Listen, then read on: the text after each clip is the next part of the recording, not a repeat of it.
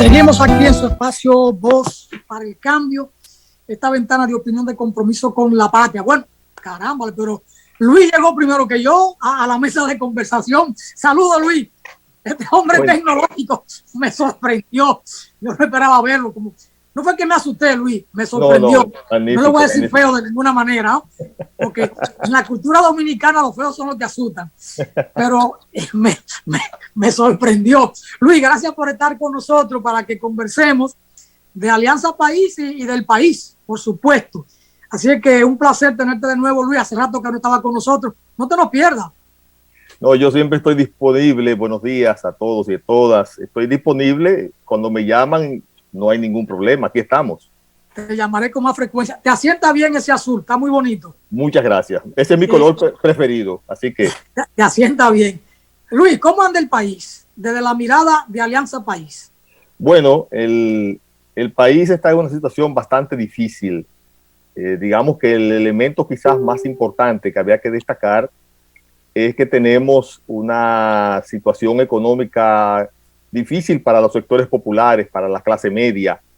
El problema de la inflación y de la carestía de los productos básicos y no básicos de la vida de la gente van en aumento progresivo. No se ve que podamos tener un momento de baja de esos productos. Ahora con la guerra en Ucrania y Rusia, pues se avisora un panorama bastante difícil.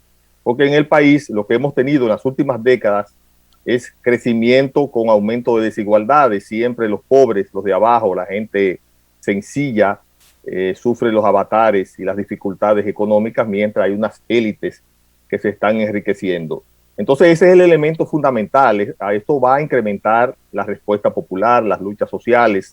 Ya estamos viendo en todo el país la gente que se está movilizando por problemas muy concretos, y creo que eso se va a incrementar porque no avisoramos ahora mismo en el panorama que la situación económica vaya a dar un cambio drástico en la República Dominicana.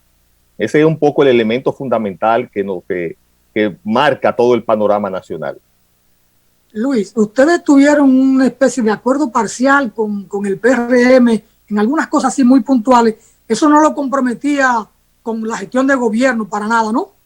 No, efectivamente. Nosotros llegamos a acuerdos puntuales en algunos lugares para apoyar candidaturas.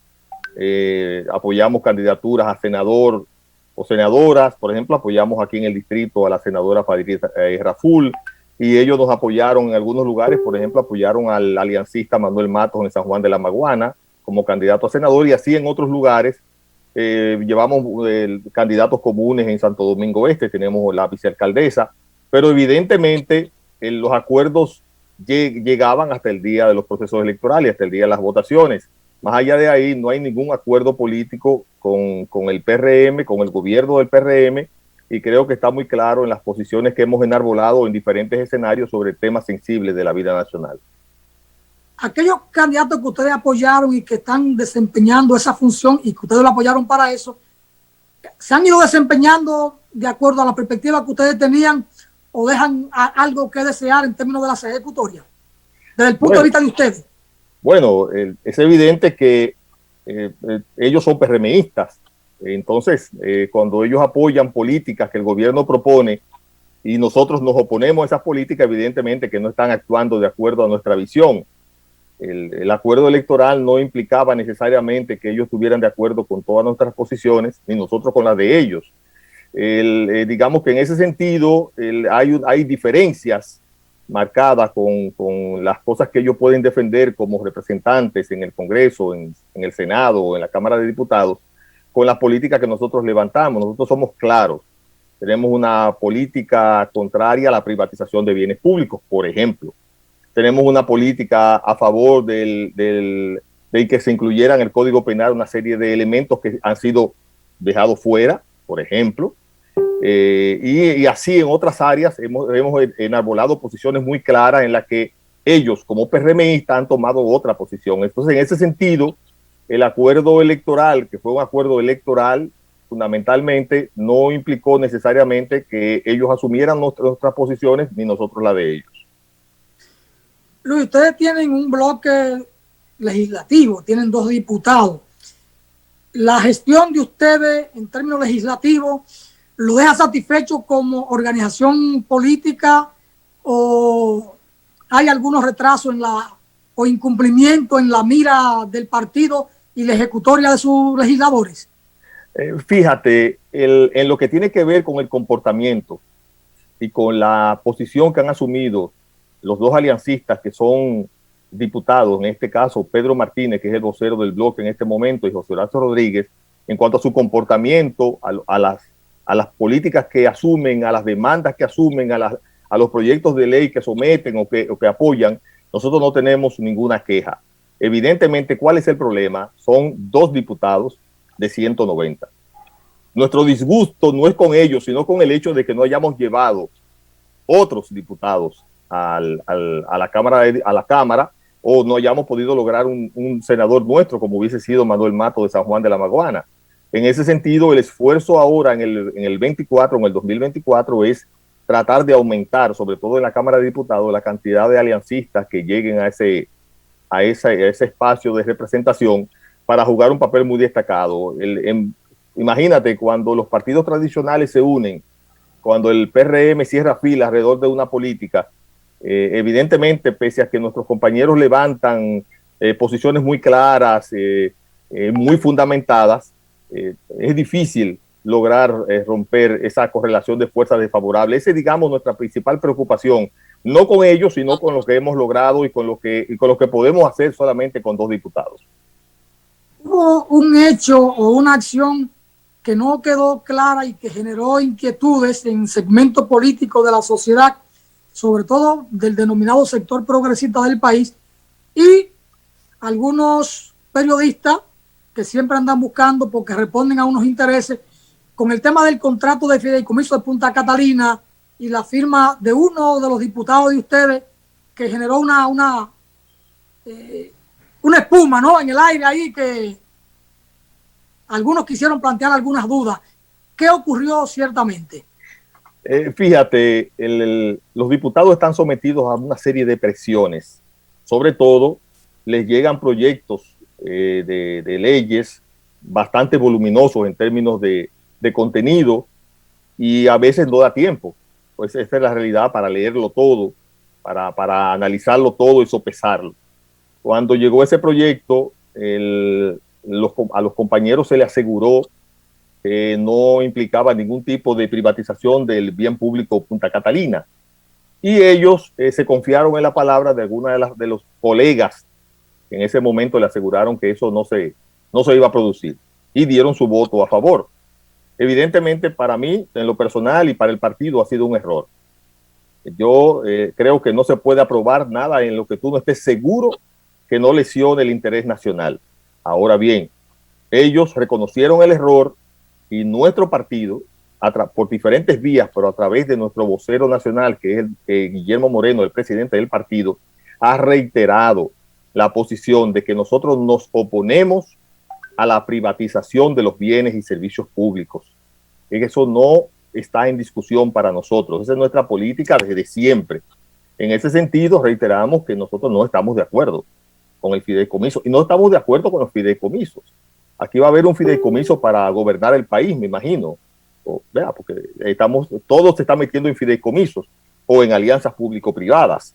Y nosotros nos oponemos a ese camino. Ese camino de la profundización de la privatización de los bienes públicos es una de las características ominosas de este gobierno, que está al servicio de las élites económicas del país. Lo hemos dicho muchas veces, porque esas élites económicas incluso tienen un comisariado en el gobierno, con la presencia de figuras destacadas de esas élites económicas, dirigentes del CONEP, como funcionarios públicos en áreas sensibles.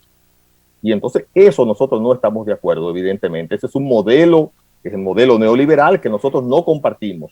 Creemos que el Estado debe seguir jugando un papel fundamental en el desarrollo del país, con el control de áreas estratégicas, y hay áreas de la economía nacional que no deben pasar a manos del sector privado, aunque el sector privado tenga participación en áreas muy concretas y determinadas como lo ha tenido siempre. A mí me luce que ambos, tanto Pedro Martínez como José Horacio, le falta experiencia de Estado, ¿no?, y que pudieron cometer el error, pero viniendo un proyecto del Palacio así voluminoso y queriendo meterlo tan rápidamente como hicieron con el de la Barrigol, aquel 97.3, que Félix Nova, el que era senador de Bonao, dijo que Reinaldo se lo llevó por la noche y que había que aprobarlo al día siguiente y que él no tuvo tiempo de leer eso. Con esas cosas hay que tener más cuidado y más tratándose de Punta Catalina, que es un punto de discusión muy seria, la obra de mayor envergadura en términos económicos y en términos públicos, debieron tener mucho más cuidado. Pero el noviciado se paga, oí yo decir en Dajabón, y hay que a veces meter la pata para poder levantarla, decían en mi campo. Ojalá que la lección le sirva a ambos y al propio partido incluso para estar más atento a la responsabilidad que tiene con sus hombres y con sus mujeres que tienen el desempeño de una función pública, porque el país tiene la mira puesta en esa organización como un referente ético. Entonces, cualquier descuido puede ser terrible para la organización. Sí, tiene que cuidarse al máximo. Tiene que cuidarse al máximo por la mira que está puesta como referente ético. Eso creó su ruido, era la palabra que buscaba ahorita, y hablé de burbuja, pero la palabra creó un ruido. Luis, la apuesta de Alianza País no es con un partido del sistema porque se ve que no hay solución y ni hay interés por ahí, no hay voluntad política y que lo que van es al Estado para enriquecerse o para estar al servicio de fuerzas extranjeras o de intereses foráneos o del gran capital. Eso lo hemos visto. Por eso Abinader fue claro, tan pronto se juramentó y dijo, porque recibió orientación de Estados Unidos, con China nada que tenga que ver con servicios estratégicos, pero todo lo entregó a Estados Unidos. Incluso ahí discutieron lo del puerto de Manzanillo, no sabemos qué ha pasado con esto, las fuerzas políticas deberán darle seguimiento a estas cosas. Siendo así, las alianzas que pueda hacer Alianza País, los acuerdos con otros grupos, tendrá que mirar a grupos más o menos iguales o a ciudadanos que tengan un comportamiento ético como el que propugna Alianza País, que me gustó que en una ocasión hablaban de la República Duartiana. Eso como que lo he visto que ha bajado en el tono, y las cosas en política hay que sazonarla, porque para cocinar bien hay que sazonar. Totalmente. La perspectiva de Alianza País de cara al 24. Yo digo que Luis dice, trabajaremos para más legisladores, pero ¿y el proyecto presidencial?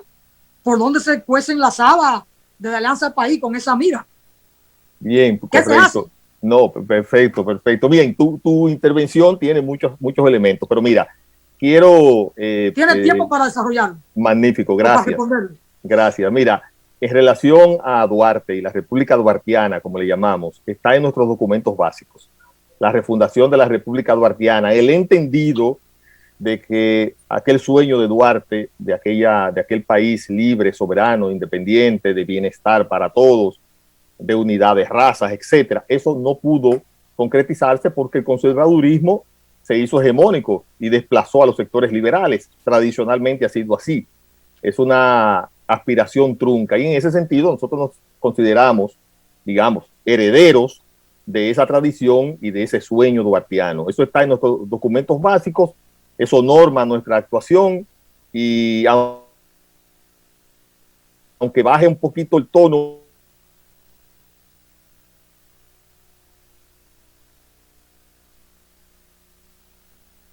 aunque comunicarlo, de mencionarlo, de hablarlo, pero eso está ahí, eso es lo primero. Lo segundo es el problema de la unidad de los sectores progresistas, de izquierda, etcétera. Ese es el problema más complejo que tiene el movimiento progresista en la República Dominicana. Tradicionalmente ha sido así.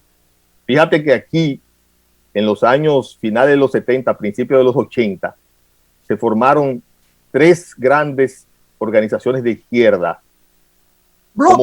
Bloques, pero no por organizaciones, en función de pequeños grupos de izquierda que se unieron. Por ejemplo, el Bloque Socialista, el MPS, Movimiento por el Socialismo, y el PTD, que era la gran organización de izquierda, que tenía una cantidad inmensa de cuadros y de presencia en muchísimos escenarios.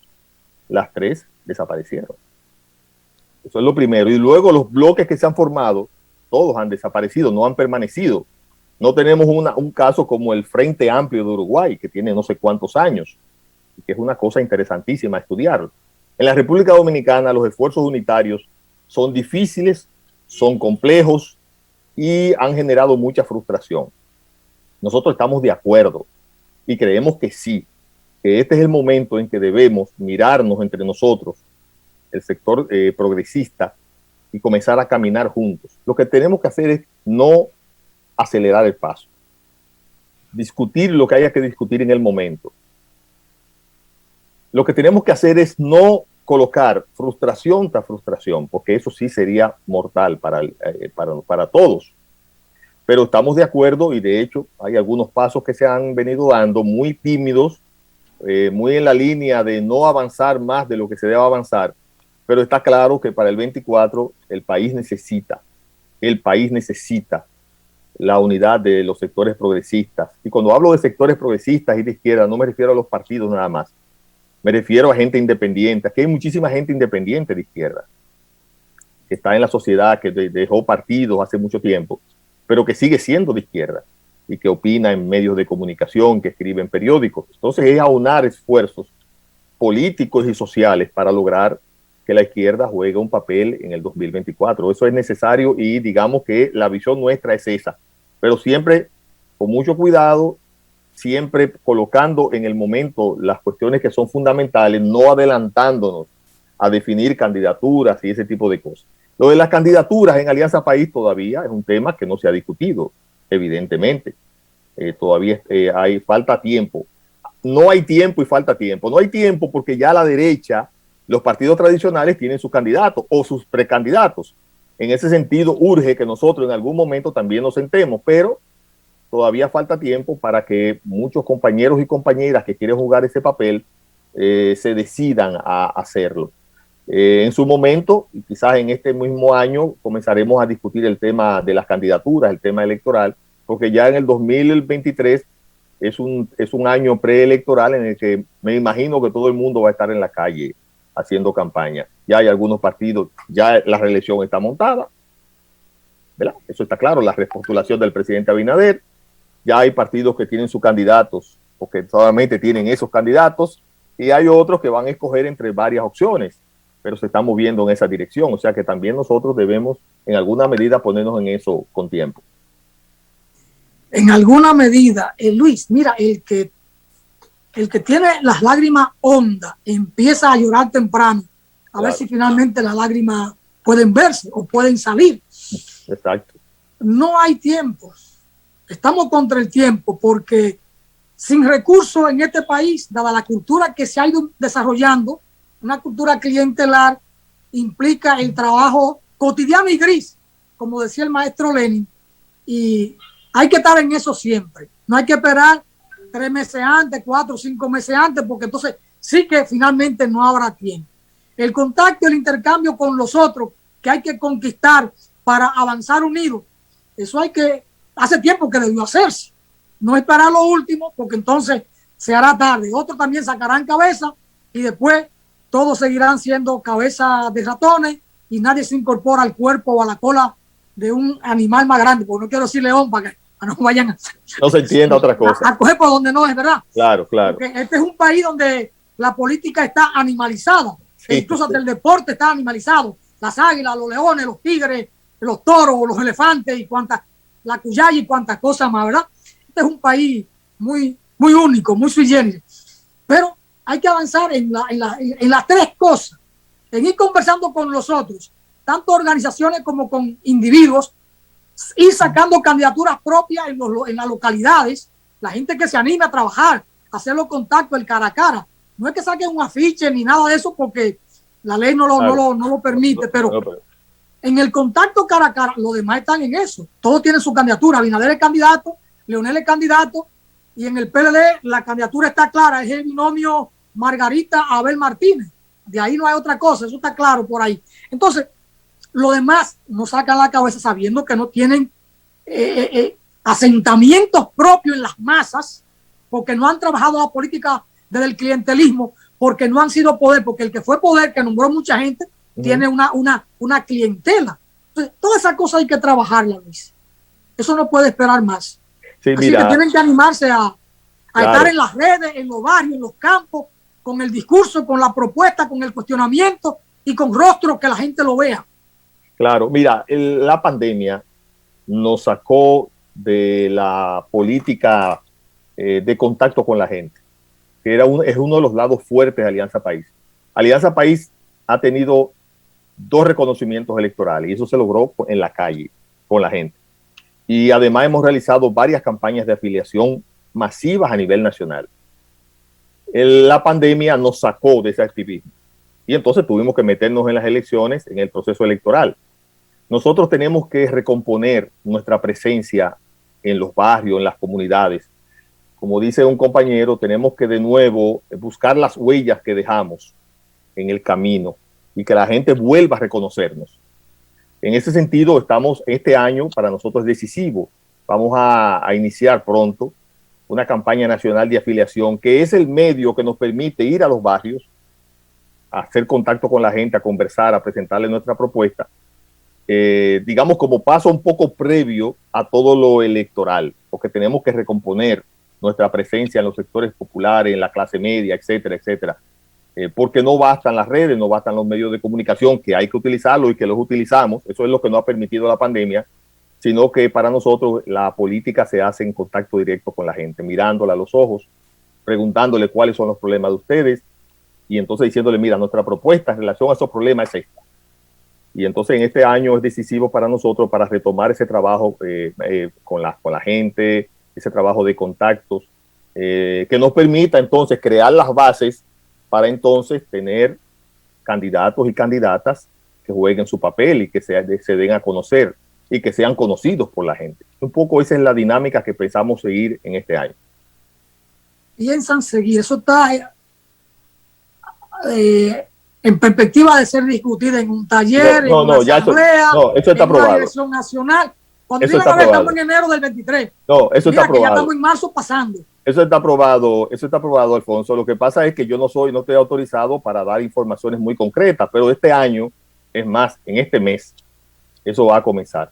Eso está aprobado por todas las instancias que son necesarias aprobar las cuestiones de esta naturaleza. Esa es una tarea grande que se lleva muchos recursos, hay que hacer un gran esfuerzo por tirar a la gente a la calle, a los barrios, a caminar con una libreta para apuntar a la gente que quiera ser afiliado del partido, etcétera, un volante, lo que sea. Entonces se discutió en todas las instancias que haya que discutir y a finales de este mes eso se va a dar a conocer y vamos a comenzar ya el mes que viene a trabajar. O sea que eso no lo vamos a dejar para enero. Luis, las valoraciones que tienen ustedes de este gobierno, ¿es una frustración más? ¿Ha habido en alguna medida un cambio? ¿Es señal de que este modelo está agotado y de hay que procurar lo nuevo? ¿Cómo ustedes valoran el momento político en la República Dominicana? Mira, como es natural, este gobierno que cerró un ciclo, el ciclo de los 20 años del PLD, tiene elementos de continuidad y de ruptura. La continuidad, en sentido general, es un modelo que se llama modelo neoliberal, pero ese modelo incluso se está profundizando, porque el PLD privatizó Acorde con Leonel Fernández en los años finales de los 90, su primer gobierno. Pero este gobierno ya no está privatizando, está privatizando otras áreas, ¿verdad? Lo que le queda al Estado. Y se está metiendo en todas las cosas para pasarla al sector privado mediante fideicomisos y APP, y alianzas público-privadas. En ese sentido, hay una continuidad fundamental. Claro, este gobierno está mucho más supeditado a los intereses de la oligarquía que la del propio PLD. La presencia directa de empresarios en el gobierno como funcionarios importantes es una muestra de así. En el PLD eso tenía sus diferencias, eran fundamentalmente los políticos del PLD los que gobernaban, aunque gobernaban siempre a favor de las élites económicas. Pero digamos que hay una continuidad fundamental y una profundización de este modelo. Este gobierno es un gobierno que se ha colocado muy al servicio de los sectores conservadores del país. No solamente los sectores conservadores económicos, sino de los sectores conservadores en sentido general. La cuestión del Código Penal y de la inclusión de las 3 causales, después que se comprometieron en la campaña a impulsarlo, a apoyarlo, y el hecho de que hayan dejado, supuestamente porque el país se divide en ese tema, y haberlo dejado que corriera la suerte que debía correr en el Congreso, donde hay una incidencia a los sectores conservadores importante, es una muestra de que este es un gobierno que ha tomado posiciones conservadoras mucho más allá incluso de lo que el PLD pudo haberla tomado. Pero incluso el muro en la frontera, ¿por qué el PRM? ¿Por qué Luis Abinader tiene que asumir esa bandera, que es una bandera de los sectores de ultraderecha en la República Dominicana? ¿Por qué? En el tema de Haití, han logrado reunir a su alrededor a toda la partidocracia, salvo excepciones como Alianza País, y han desarrollado una política hacia Haití que nosotros no compartimos en muchos elementos, como es la deportación de parturientas. Eso creo que atenta contra los derechos humanos y no es posible. La política con respecto a China, que tú mencionabas al principio, después tuvieron que tragarse sus palabras, porque fue China la que hizo llegar las primeras vacunas. La que vacunó a una parte importante de la población fueron las vacunas chinas. Las que permitieron que el coronavirus se diera en principio fueron las vacunas de China. Pero la posición que adopta ahora Luis Abinader en el caso del conflicto de Ucrania y Rusia es una posición parcializada a favor de la OTAN y de los Estados Unidos. No es una posición a favor de la paz. Es una posición a favor de un sector en medio de esa guerra. En ese sentido, digamos, hay ruptura, hay continuidad. Este es un gobierno que busca todos los días, mantener y fortalecer la legitimidad. Porque este gobierno surgió en la marea de la Marcha Verde, en la lucha contra la corrupción. Y ahí entonces los procesos judiciales, muy importantes, creo que eso es un avance importante. Los procesos judiciales contra gente cercana o funcionarios o gente importante del gobierno de Danilo Medina. Ahora bien, ¿cuál es la limitación de esos procesos? No llegan a las cabezas de los dos gobiernos del PLD, ni a Leonel Fernández ni a Danilo Medina. Entonces ahí hay un límite fundamental. Qué bueno que han procedido contra militares, contra gente con mucho poder, contra Jean Alain, etcétera.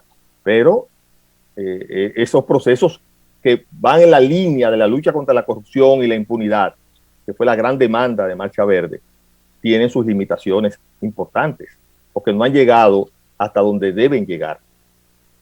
Este gobierno busca la legitimidad permanente, decía. El presidente está en la calle todos los días. El presidente creo que no va al palacio, porque este presidente visita el país entero. En el primer año de gobierno solamente le faltaron 3 provincias por visitar. Está todos los días en la calle. Ya no son visitas sorpresas, ya es estadía permanente en la calle. Y eso es una búsqueda de legitimidad a través de la figura presidencial. Esa es la gran debilidad, que no es una legitimidad fundada en las instituciones, sino en el presidente. La misma mesa de diálogo que ha reunido a sectores de la vida nacional, partidos reconocidos, empresarios, fundaciones, universidades, sectores trabajadores, sectores de la sociedad. Ese es un gran esfuerzo también que busca, digamos, de alguna forma fortalecer la legitimidad de este gobierno y del Estado en sentido general. Eso no quiere decir que no se deba participar. Nosotros participamos con nuestras posiciones, porque para nosotros el escenario es la sociedad, no es la mesa de diálogo. Nosotros vamos a la mesa de diálogo a plantear nuestras posiciones, a plantear nuestras ideas y nuestras propuestas de cara a la sociedad. Nos dan una oportunidad y nos metemos, pero sabemos que hay limitaciones. La primera limitación es que ahí lo que se discute no es vinculante en el Congreso. Se va a discutir una serie de cosas que no tiene, el Congreso no tiene obligación de aprobarlas, sino que ahí van a discutirla de nuevo y pueden echar para atrás cualquier propuesta que haya ahí importante. Entonces, un poco esta es la situación como uno la ve. No tiene por qué ser vinculante. El Congreso como órgano de poder está por encima del Poder Ejecutivo. Pero bueno, se nos quedan, Luis, muchas cosas por conversar. Eso mismo de la institucionalidad en la República Dominicana, ver todo lo que ha pasado en los órganos electorales de cara al 24, cuál puede ser la mira que tiene la Alianza País, todo el tema agrario, cómo lo ven ustedes, el tema de la economía, qué está pasando, qué puede seguir pasando, cuáles son los desafíos, las políticas sociales, a ver si en un próximo encuentro contigo vemos esos temas así de manera puntuales. Magnífico, magnífico. Gracias. El tiempo se fue muy rápido, Luis.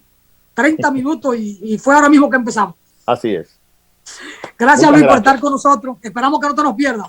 O no, yo no. no voy a perderme, voy a mantener el contacto. Magnífico, magnífico. Un abrazo, muchas gracias. Bueno, gracias amigos y amigas por estar ahí con nosotros, como siempre, en Voz para el Cambio. Esta ventana de opinión de compromiso con la patria, con el ideal del padre de la patria. Hasta mañana.